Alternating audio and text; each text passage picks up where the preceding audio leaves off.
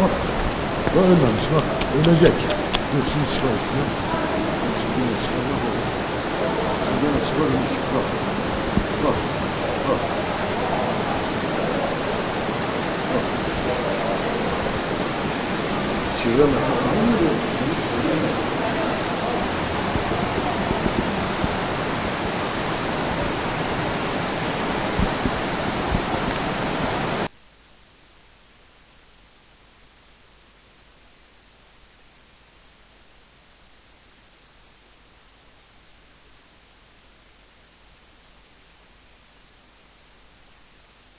Hele böyle çıkar böyle.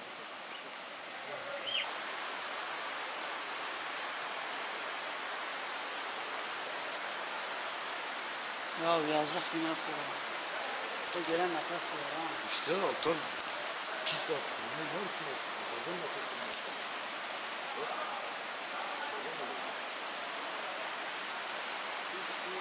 Hadi şimdi bir çöre geliyor. Şimdi burası Sütaş'ın geri dönüşüm fabrikasından gelen atık su.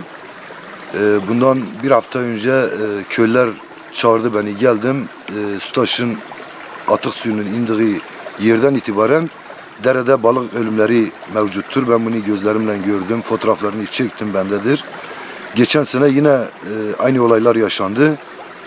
Sütaş'a söyledik, hatta İl Sağlık Müdürlüğü'ne Sarıçiçek muhtarıyla beraber dilekçe yazdık bu konuda. Derede hayvan ölümlerinin olduğunu, ondan sonra çevreye zarar verdiğini, köyün büyükbaş hayvanları burada otlanırken dereden su içtiklerini ve bu sudan dolayı rahatsız olduklarını söyledik. Fakat İl Sağlık Müdürlüğü buraya teknik ekip gönderdi. Teknik ekip burada derede bir balık ölümlerinin olduğunu, çevre kirliliğinin olduğunu fakat kaynağını bulamadığını söyledi. Sütaş'a ilgili herhangi bir yaptırım yapmadılar. Daha sonra Sütaş yetkililerle bu konuyu görüştük. Kendileri de atık sularının temiz olduğunu söylediler. Eğer atık suları temizse bu balık ölümleri niye oluyor? Ya da bu hayvanlarımız niye rahatsız oluyor bu içtikleri sudan dolayı? Bir de Sütaş'ın geri dönüşüm fabrikasından çevreye çok pis kokular yayılıyor. Biz geceleri Sarıçiçek olsun, Çeltik Suyu Köyü olsun evlerimizde oturamıyoruz. Bunun için birkaç sefer söyledik.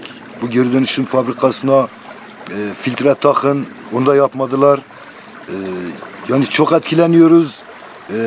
Derhal bir çözüm bulmasını istiyoruz. Çünkü gerçekten doğaya zarar veriyor.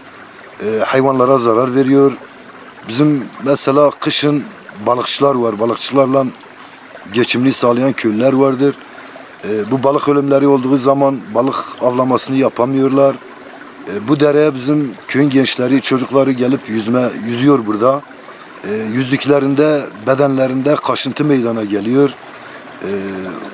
Yani o insan hayatıyla ilgili de epey tehlike arz ediyor. Bunu yetkililerimiz, İl Sağlık Müdürlüğü, tekrar sesleniyorum buradan.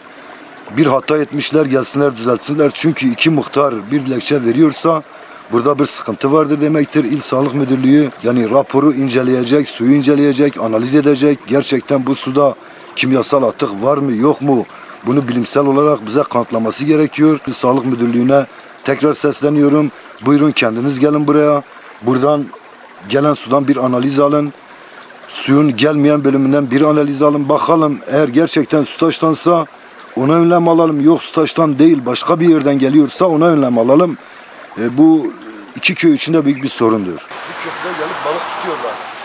Pişiriyorlar, yiyorlar, evlerine götürüyorlar. Eğer bu balıklarda bir hastalık var ise bu bütün insanlara bulaşır. Ve kimyasal bir başka bir şey varsa yine insanlar bunları yedikleri zaman insanlar rahatsız olur, insanlar hastalanır. Buyurun gelin, Havaalanı Köprüsü herkes biliyor. Çevre Şehircilik Müdürü biliyor, İl Sağlık Müdürü biliyor. Doğa Orman Müdürlüğü, Doğa Park Koruma Müdürlüğü burayı biliyor. Gelsinler bu balıklara hep beraber bakalım. Bunlara bir çare bulalım. Gerçekten yazıktır. Müdürlerimizin görevi burada kamuyu korumaktır. Burada herhangi bir şirketi korumak değildir. Bu balığın büyüklüğünü görüyorsunuz. Bu balıktan bir yıldan yaklaşık 10-15 tane aile rahatlıkla ekmek yiyor, balıkçılık yapıyor. Bu Bugün 10-15 aylar demek her birini ona çarparsan 150-200 insan demektir. Bu balıklar bugün öldüğünde kışın balıkçılar bunları bulamaz. Bingöl halkı balık bulamaz. Buna bir duyarlı olalım. Bunu söylüyorum, başka da bir şey demiyorum. Yazıktır, gerçekten yazık.